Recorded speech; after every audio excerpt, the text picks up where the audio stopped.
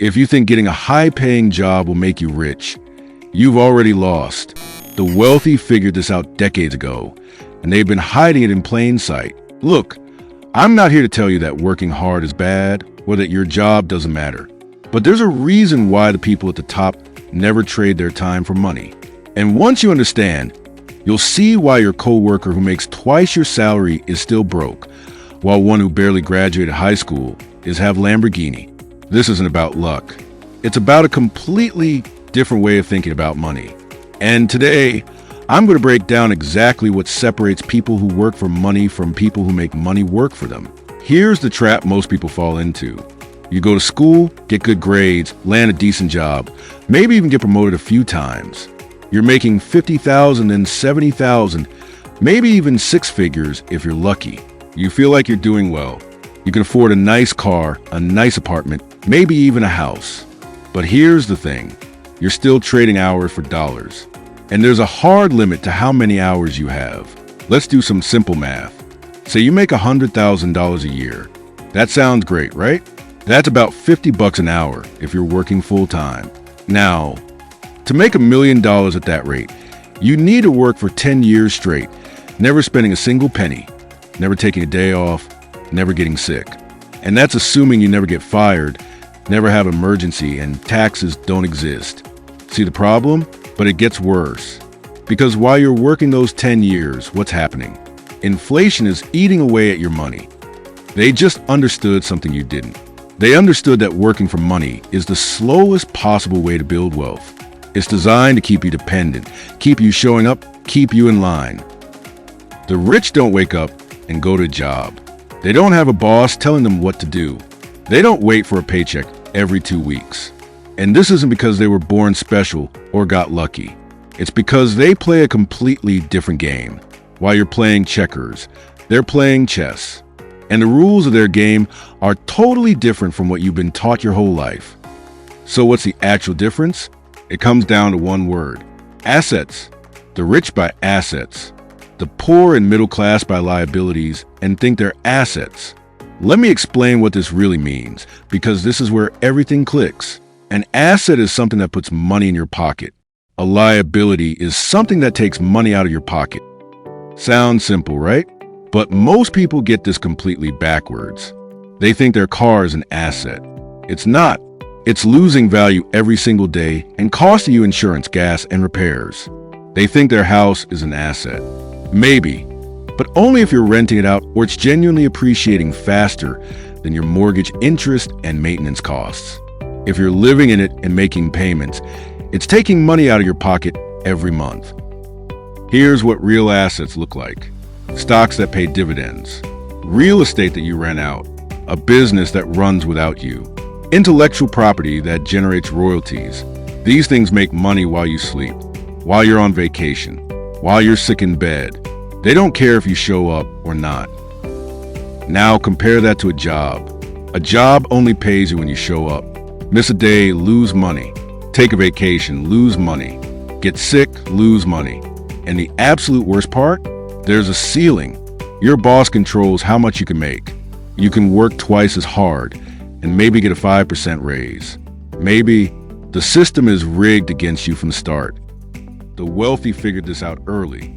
They realize that time is the most valuable resource. And once you spend it, you can never get it back. So they asked themselves a different question. Instead of asking, how can I make more money per hour? They asked, how can I make money without spending my hours? That shift in thinking changes everything. Let me give you a real example. Two people, same age, same city. Person A gets a job making $60,000 a year. Person B makes $30,000 a year, but uses every spare dollar to buy a rental property. Fast forward 10 years. Person A is still making $60,000, maybe $70,000 if they got some raises. They feel stuck, but comfortable. Person B now owns 3 rental properties, bringing in $4,000 a month in profit. They're making $48,000 a year without lifting a finger, and they still have their $30,000 job. Who's really winning? But here's where it gets even crazier. Person A pays the highest tax rate because they're an employee. The government takes their cut before Person A even sees the money.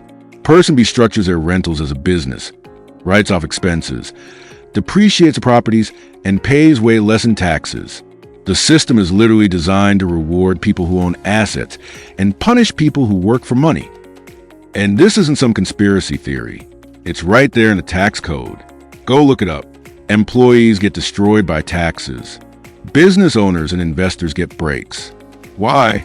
Because the government wants people to create jobs, build businesses, and invest in the economy. They don't need more employees. Employees don't drive economic growth. Asset owners do. Now, the rich take this even further. They don't just buy one type of asset. They diversify.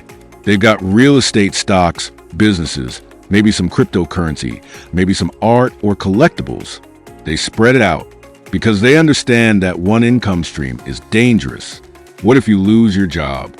You're done. What if you have 5 income streams and one disappears? You're still fine. This is why rich people seem so relaxed. It's not because they don't have problems or stress. It's because they're not one bad day away from disaster. They build a foundation that can't be destroyed by a single event.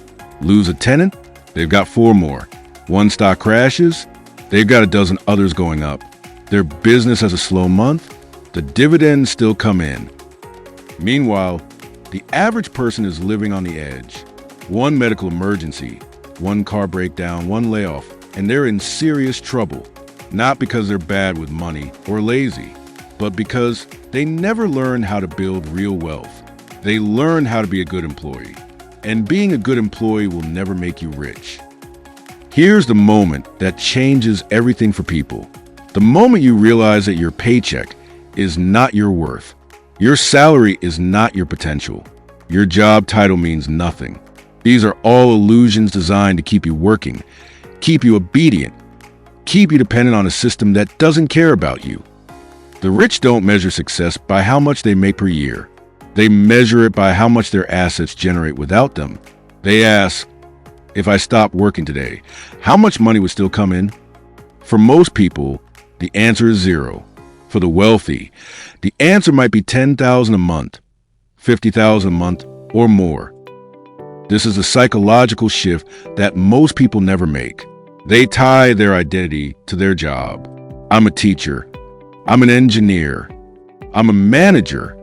The rich say, I'm an investor. I'm a business owner. I'm building wealth. See the difference? One is about what you do. The other is about what you're creating. And here's what nobody tells you. The hardest part isn't getting the money to buy your first asset.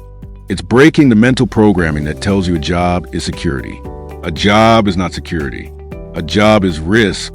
You're putting all your eggs in one basket, controlled by someone else.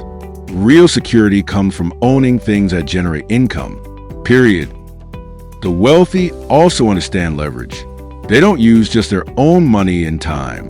They use other people's money and other people's time. Banks lend them money to buy real estate. Employees run their businesses. Investors fund their startups. They're not working harder. They're working smarter by multiplying their efforts through other resources. And this is where most people freak out. They think, but I don't have money to invest. I don't know how to start a business. I can't buy real estate. Wrong. You're thinking like an employee. Start small. Buy 1 share of a dividend stock. Save up for a small rental property or partner with someone. Create something online that can generate passive income. The amount doesn't matter at first. What matters is that you start thinking and acting like an asset builder instead of a check collector. So let's bring this together. The rich don't work for money because they understand a simple truth. Working for money is a trap. It caps your potential, maximizes your taxes, and leaves you vulnerable. Instead, they focus on acquiring assets that work for them. Assets that generate income 24/7. Assets that grow in value over time. Assets that give them real freedom and security. This isn't about hating your job or quitting tomorrow. It's about changing how you think about money and wealth. Stop seeing your paycheck as the finish line. Start seeing it as a tool you use to buy your first asset. Then use that asset to buy another one, then another. Build it slowly, build it steadily, but actually build it. The biggest lie you've been told is that a good job equals a good life. It doesn't. A good job can be part of the journey, but it can never be the destination. Because no matter how good your job is, you're still trading the one thing you can never get more of, your time. And time is the only real wealth any of us have. The rich figured this out. They stopped working for money and made money work for them. And now you know their secret. The question is, what are you going to do with this information? Are you going to keep playing the game you were taught? Or are you going to start playing the game that actually builds wealth? The choice is yours, but I'll tell you this. Nothing changes until your mindset changes. And your mindset won't change until you see the system for what it really is. If this opened your eyes, hit subscribe because we're just getting started.